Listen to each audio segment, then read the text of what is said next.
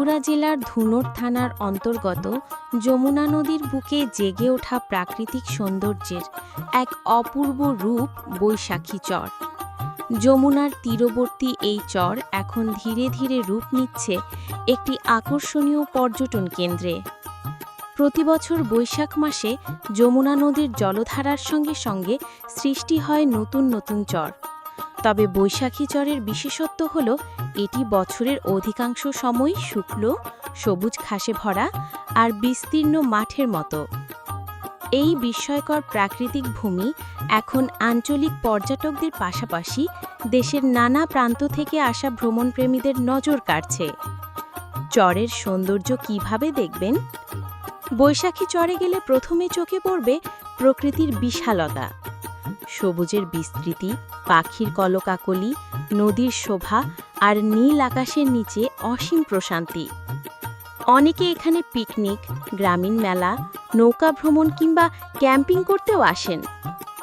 কিভাবে যাবেন বৈশাখী চরে? প্রথমে ঢাকা থেকে সরাসরি বগুড়া শহরে বাসে পৌঁছাতে সময় লাগে প্রায় ৫-৬ ঘন্টা।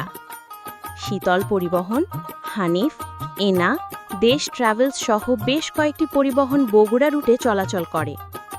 তারপর বগুড়া শহর থেকে ধুনট। বগুড়া শহর থেকে ধুনট উপজেলার দূরত্ব প্রায় ৪০ কিলোমিটার। বাস কিংবা মাইক্রোবাসে মাত্র ১ ঘন্টার মধ্যে ধুনটে পৌঁছানো যায়। এবং ধুনট থেকে বৈশাখী চর।